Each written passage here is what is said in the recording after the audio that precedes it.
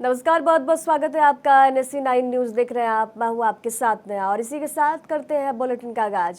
देहरादून में पढ़ाई कर रहे त्रिपुरा के छात्र एंजल चकमा की हत्या के मामले में अब उत्तराखंड सरकार पूरी तरह एक्टिव मोड में आ गई है। सीएम पुष्कर सिंह धामी ने एंजल चकमा के पिता तरुण प्रसाद चकमा से फोन पर बात कर घटना पर गहरा दुख जताया और न्याय का भरोसा दिलाया। सरकार ने यह भी ऐलान किया कि चकमा के इलाज में जितना भी खर्च हुआ है वे पूरी रकम सरकार परिवार को देगी। सीएम धामी ने बताया कि इस मामले में अब तक 5 आरोपियों को गिरफ्तार किया जा चुका है, जबकि एक अन्य आरोपी के नेपाल भागने की आशंका है। इसके साथ ही सीएम ने एक बयान जारी कर कहा कि उत्तराखंड एक शांत, समावेशी और सौहार्दपूर्ण राज्य है, जहां देश के प्रत्येक कोने से आने वाले छात्र सुरक्षित महसूस करें। ये हमारी सामूहिक जिम्मेदारी है।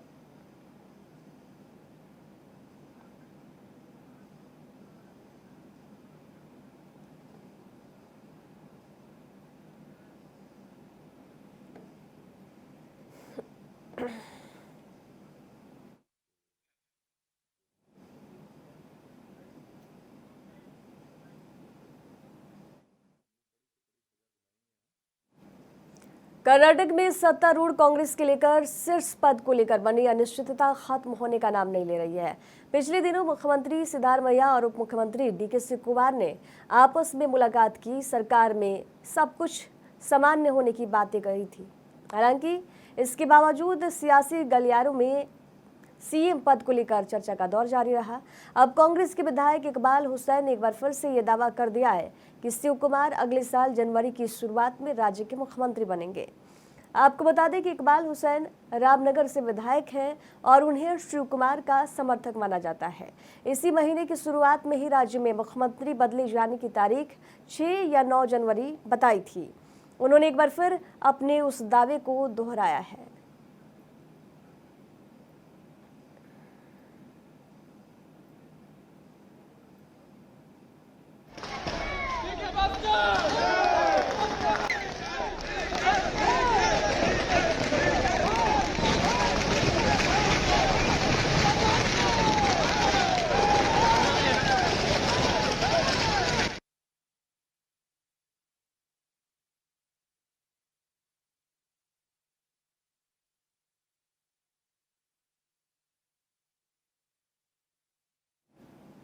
भारतीय जनता पार्टी ने प्रदेश स्तर पर विभिन्न मोर्चों के अध्यक्षों की घोषणा कर दी है।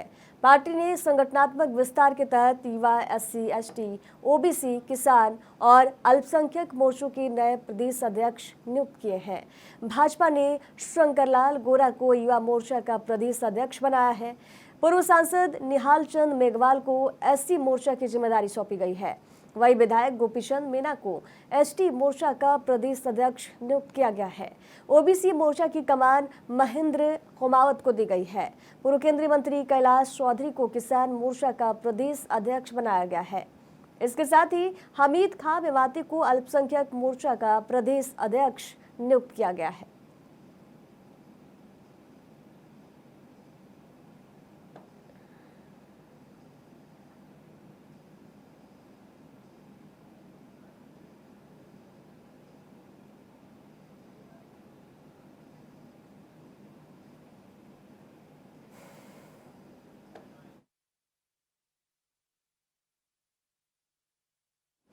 डूंगरपुर में सोमवार को आयोजित दिशा की बैठक उस समय राजनीतिक अखाड़े में तब्दील हो गई जब भाजपा और BAP के जनप्रतिनिधियों के बीच तीखी नोकझोंक शुरू हो गई। जिला परिषद के EDP सभागार में हुई इस बैठक में उदयपुर से भाजपा के सांसद मन्ना लाल रावत और बांसवाड़ा से BJP के सांसद राजकुमार रोत आमने सामने आ गए। बातचीत पहले बहस में बदली और फिर देखते ही देखते तू मैं तक पहुंच गया। माहौल इतना गर्म हो गया कि सुरक्षा कर्मियों को बीच में आकर हस्तक्षेप करना पड़ा। बैठक की कार्रवाई के दौरान पैदा हुआ इस तनावपूर्ण माहौल ने न सिर्फ प्रशासन को असहज किया, बल्कि वहां मौजूद अन्य जनप्रतिनिधि और अधिकारी भी हैरान नजर आए। करीब 15 मिनट तक चले इस हाई वोल्टेज ड्रामे के बाद प्रशासनिक अधिकारियों की समझाइश से किसी तरह स्थिति को संभाला जा सका और फिर बैठक की कार्रवाई आगे बढ़ाई गई। दरअसल हुआ ये कि दिशा बैठक की शुरुआत में ही BAP सांसद राजकुमार रोत ने एजेंडे से हटकर राज्य सरकार से जुड़े मुद्दे उठाने शुरू कर दिए। इस पर भाजपा के सांसद मन्नालाल रावत ने आपत्ति जताते हुए कहा कि दिशा की बैठक केंद्र सरकार की योजनाओं और उनके क्रियान्वयन की समीक्षा के लिए होती है और चर्चा एजेंडे के अनुसार ही होनी चाहिए। इस बात को लेकर दोनों सांसदों के बीच तीखी बहस शुरू हो गई।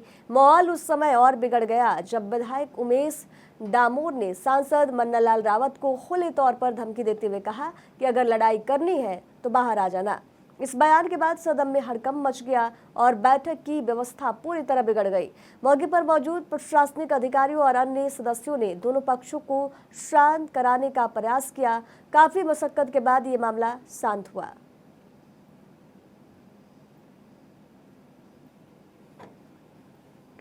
मुख्यमंत्री बीमा योजना कहाँ पर बात कर रहे हो? आदमी सिर्फ बखड़ा करने आया है।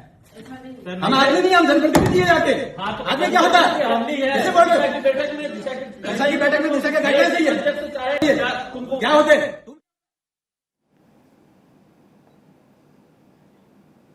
इधर धौलपुर जिले की बसेड़ी से करीब 8 किलोमीटर दूर कोटरा गांव में स्थित लगभग 400 वर्ष पुराना कोटेश्वर महादेव मंदिर श्रद्धालुओं के लिए आस्था का प्रमुख केंद्र है। ऐसी मान्यता है कि जंगल में प्राकृतिक रूप से प्रकट हुए शिवलिंग के बाद राजघराने के सहयोग से मंदिर का निर्माण हुआ। हर वर्ष महाशिवरात्रि पर यहाँ विशाल मेला सजता है, जिसमें दूर दराज से श्रद्धालु भी पहुंचते हैं। बड़ी भीड़ के कारण मेला मैदान की कमी, पार्किंग और अव्यवस्था की समस्याएं सामने आ रही है। ग्रामीणों ने मंदिर के लिए अस्थायी मेला मैदान उपलब्ध कराने की मांग की है। कोटरा सहित आसपास के गांव के ग्रामीणों ने बताया कि मंदिर के लिए अस्थायी मेला मैदान उपलब्ध कराया जाना बेहद जरूरी है। बढ़ती श्रद्धालुओं की संख्या को देखते हुए मंदिर क्षेत्र में मेला आयोजन के लिए पर्याप्त भूमि सुनिश्चित की जाए ताकि धार्मिक कार्यक्रम सुचारू रूप से संपन्न हो सके।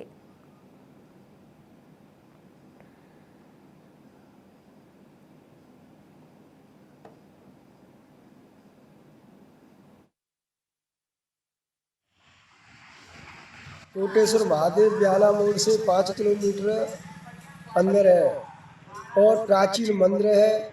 बहुत अच्छा मंदिर है और अपनी मनोकामना सभी पूर्ण होती है। उस मंदिर पे जाने पर सभी भक्तगण बहुत विधायकों से काम के बदले कमीशन मांगने के आरोपों में घिरे भाजपा के विधायक रेवंत राम डांगा की मुश्किलें लगातार बढ़ रही है। विधानसभा की सदाचार समिति के सामने वे एक बार फिर पेश हो चुके हैं। वही पार्टी भी लगातार उनसे सवाल कर रही है। पार्टी के प्रदेशाध्यक्ष ने कमीशन मांगने का मामला सामने आने के बाद उनसे जवाब मांगा था। इस जवाब में प्रदेशाध्यक्ष मदन राठौड़ संतुष्ट नहीं थे। उन्होंने मामले को अनुशासन समिति के पास भेजा था। अब अनुशासन समिति ने उन्हें नोटिस जारी किया है।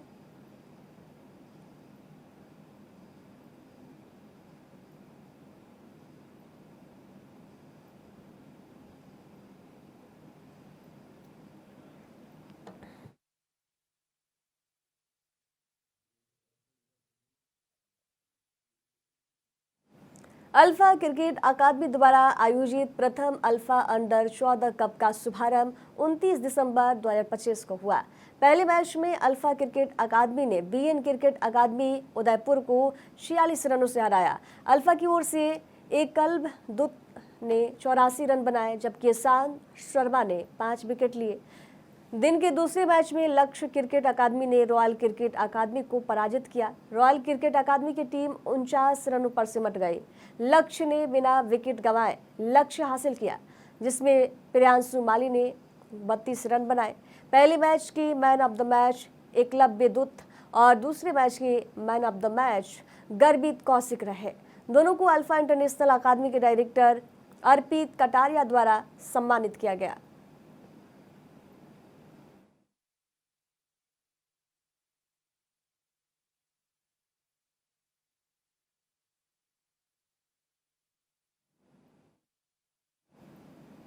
इधर मुंबई के भांडुप इलाके में सोमवार देर रात एक दिल दहला देने वाला सड़क हादसा हो गया।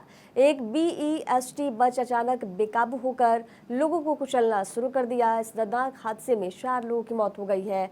9 लोग गंभीर रूप से घायल बताए जा रहे हैं, जिनका फिलहाल इलाज चल रहा है। जानकारी के मुताबिक ये घटना सोमवार रात के करीब 9:30 बजे की है। भांडुप रेलवे स्टेशन के बाहर व्यस्त इलाके में रोज की तरह भीड़ भाड़ थी। लोग अपने काम में लगे हुए थे, कोई खरीदारी कर रहा था तो कोई स्टेशन से आ रहा या स्टेशन की ओर जा रहा था।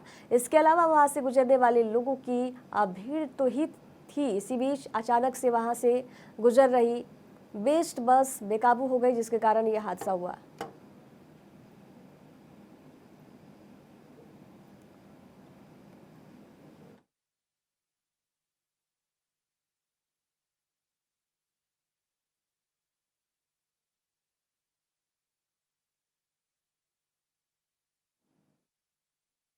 करीब 9:35 बजे के करीब भांडुप वेस्ट रेलवे स्टेशन के नजदीक एक बस का हादसा हुआ, जिसमें जो पेडेस्ट्रियन थे करीब 13 पेडेस्ट्रियन इसमें इंजर्ड हुए थे। सभी पेडेस्ट्रियंस को हमने हॉस्पिटल में रवाना किया। उसमें से 4 जो पेडेस्ट्रियन है उनकी डेथ हुई है, जिसमें 3 महिलाएं हैं और 1 पुरुष है। 9 जो इंजर्ड है उसमें 8 पुरुष और 1 महिला है। जो बस है वो बस का ड्राइवर पुलिस की हिरासत में है। सर, कोई ड्राइवर के ऊपर कोई संशय है, मतलब कोई डाउट है कि उसने कुछ नशा वगैरह किया था? अब तक वैसा कुछ सामने नहीं आया। बाकी तहकीकात और इन्वेस्टिगेशन में बाकी बातें क्लियर होंगी। टेक्निकल टीम भी जांच करेगी बस में कोई फॉल्ट। जी बिल्कुल, इसमें बस का मैकेनिकल और टेक्निकल जो बांग्लादेश की पूर्व प्रधानमंत्री और बीएपी की चेयरपर्सन खालिदा जिया अब इस दुनिया में नहीं रही। खालिदा जिया का आज सुबह 6 बजे 80 साल की उम्र में निधन हो गया। ये दुखद भरी खबर। वे 20 दिन से वेंटिलेटर पर थी। खालिदा जिया बांग्लादेश की 2 बार प्रधानमंत्री रह चुकी हैं। वे लंबे समय से बीमार चल रही थी और ढाका के एयर केयर हॉस्पिटल में भर्ती थी। उनके परिवार और पार्टी बीएनपी ने उनके निधन की सूचना दी है।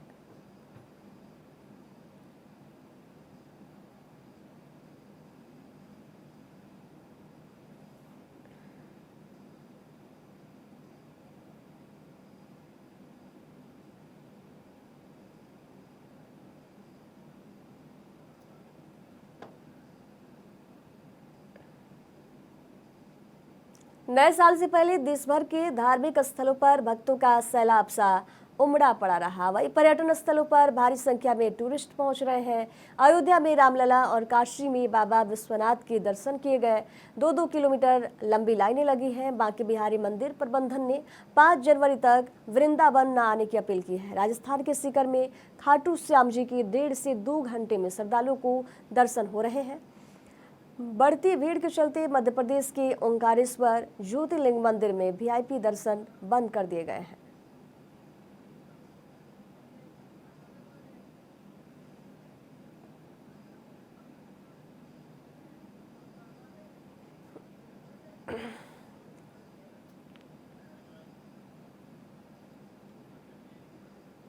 धौलपुर जिले में पिछले 4 दिनों से लगातार घना कोहरा पड़ रहा है, जिससे आम जनजीवन पूरी तरह से प्रभावित हो गया है। सुबह और देर रात तक छाया रहने वाला कोहरा लोगों के लिए परेशानी का कारण बना हुआ है। ठंड और कोहरे के चलते लोग घरों से बाहर निकलते समय गर्म कपड़े और जैकेट पहनकर निकल रहे हैं। बाजारों में भी लोग पूरी तरह सर्दी से बचाव करते नजर आ रहे हैं। जगह जगह चाय की दुकानों पर लोग चाय की चुस्की लेते हुए ठंड से राहत करने की कोशिश कर रहे हैं। वहीं कई स्थानों पर अलाव जलाकर लोग खुद को गर्म रखते दिखाई दे रहे हैं। वहीं कोहरे का असर यातायात पर भी साफ दिखाई दे रहा है। हाईवे पर वाहनों की रफ्तार काफी धीमी हो गई है। वाहन चालक फॉग लाइट जलाकर बेहद सावधानी से वाहन चला रहे हैं ताकि किसी भी प्रकार की दुर्घटना से बचा जा सके। हालांकि ये कोहरा किसानों के लिए राहत भरा साबित हो रहा है। विशेषज्ञों के अनुसार लगातार पड़ रहा कोहरा रबी की फसलों के लिए लाभदायक माना जा रहा है, जिससे फसलों को नमी मिल रही है और पैदावार बेहतर होने की उम्मीद है।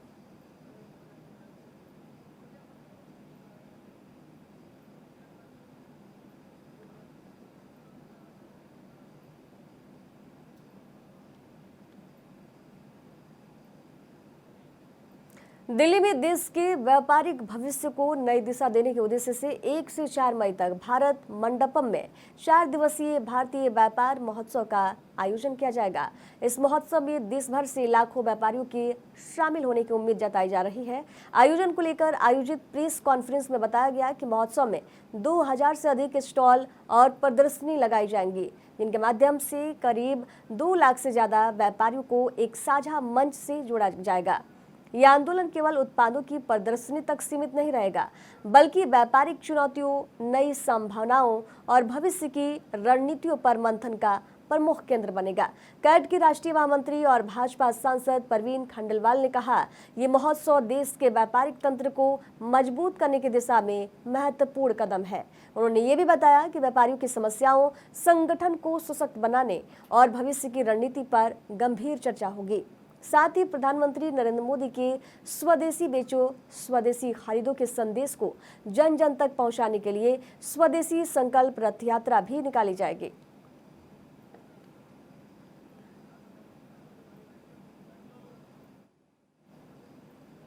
इसका नाम भी व्योमिका रखा गया है और वीमेंस पर फोकस किया गया है, तो इसमें क्या कुछ? देखिए, इसका मुख्य नाम भारतीय व्यापार महोत्सव है। उसके अंतर्गत बहुत सारे वर्टिकल्स हैं अलग अलग, जिसमें youth empowerment, women empowerment, Bharat के जो व्यापार और सर्विसेज जो देश में बनती हैं उनका पूरा फोकस रहने वाला है। और अब तक का देश का सबसे बड़ा भारतीय वस्तुओं का ये प्रदर्शन होगा, जो मई 2026 में 1 मई से 4 मई तक दिल्ली के भारत मंडपम प्रगति मैदान में लगाया जाएगा। उद्देश्य केवल भारत के व्यापार और लघु उद्योग की स्वदेशी ताकत को प्रदर्शित करना है। व्यापार के नए अवसर कौन कौन से डेवलप हो रहे हैं, लोगों को उसके बारे में बताना है। भारत का व्यापार कैसे बढ़े और विदेशों में हमारा एक्सपोर्ट कैसे हो, उन सारी चीजों पर इसका मुख्य रूप से फोकस है। क्लैट को लेके आप अलग अलग जगह जो रथ चला रहे हैं, उसमें कुछ नंबर डिसाइड है कि आपके अलग अलग स्टेट में कौन कौन से रथ चलेंगे, कितने नंबर ऑफ रथ चलेंगे? देखिए, अलग अलग राज्य के हिसाब से रथ चलेंगे। जैसे मध्य प्रदेश बड़ा राज्य है तो वहाँ 2 रथ चले हैं। छत्तीसगढ़ एक राज्य उतना बड़ा नहीं है तो वहाँ पर 1 रथ है। महाराष्ट्र में 1 रथ विदर्भ में चला है, 1 रथ महाराष्ट्र के दूसरे हिस्से में चलेगा। उत्तर प्रदेश में हमारे 2 रथ चलेंगे। तो ये हर राज्य की ज्योग्राफी को देख के ही हम तय करेंगे कि वहाँ पर 1 रथ चलाना, 2 चलाना या 3 चलाना। सर, जो 1 डिस्ट्रिक्ट 1 प्रोडक्ट का भी आपका रहा है, तो उसको भी इसमें इंक्लूड किया? वो उसमें इंक्लूडेड ही है।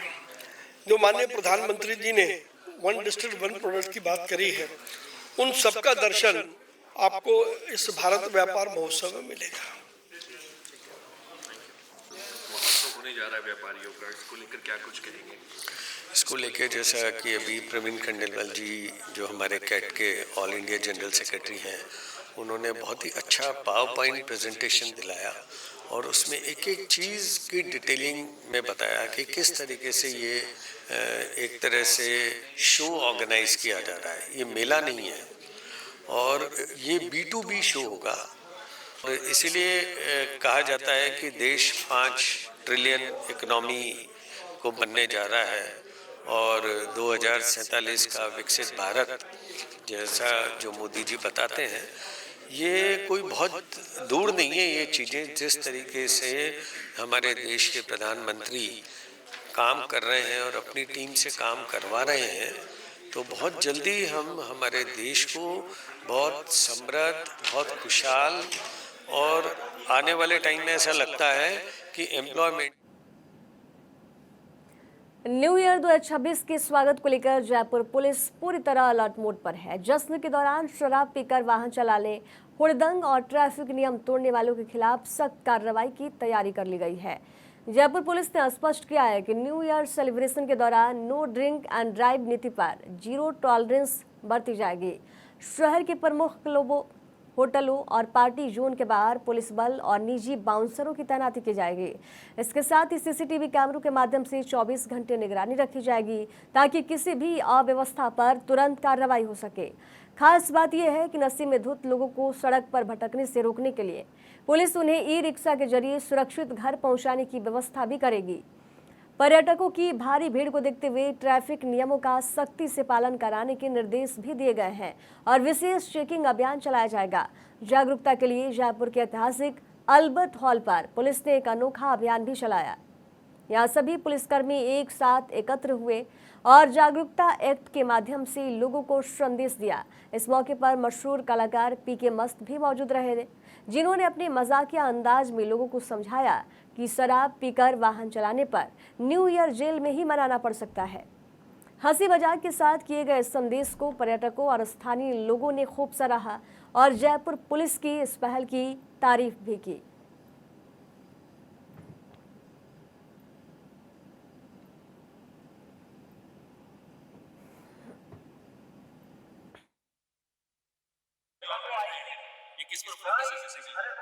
ये नए साल के अवसर पर जो आमजन ड्रिंक एंड ड्राइव मिक्स न करें, ड्रिंक एंड ड्राइव से एक्सीडेंट होते हैं, घायल होते हैं, खुद को भी चोट पहुंचती है, दूसरों को भी सामने वाले को चोट पहुंचती है।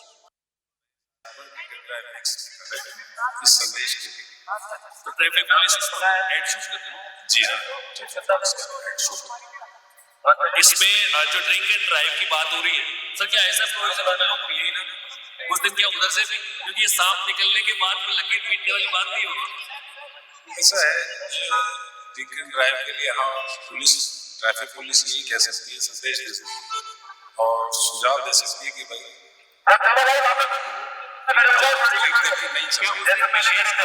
की जाएगी। जो लोग ठेकों पर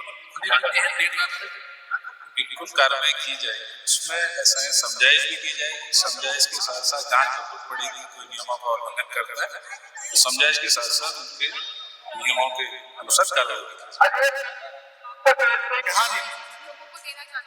आज हमने चाह रहे हैं कि नए साल से हम एक नई शुरुआत करें, लोगों को नशे से दूर करने की कोशिश करने की ये मुहिम थी। तो उसमें हमने लोगों को समझाया है कि don't mix drink and drive. तो लोगों को क्या होता है कि नीट पीने की आदत है, वो मिक्स नहीं करते। तो हम चाहते हैं कि प्यार मिक्स करें और बच्चों के लिए संसार को सुखी बनाएं और बहुत बढ़िया से शराब का नशा या किसी भी तरह का नशा अवॉइड करें और जीवन को खुशहाल बनाएं।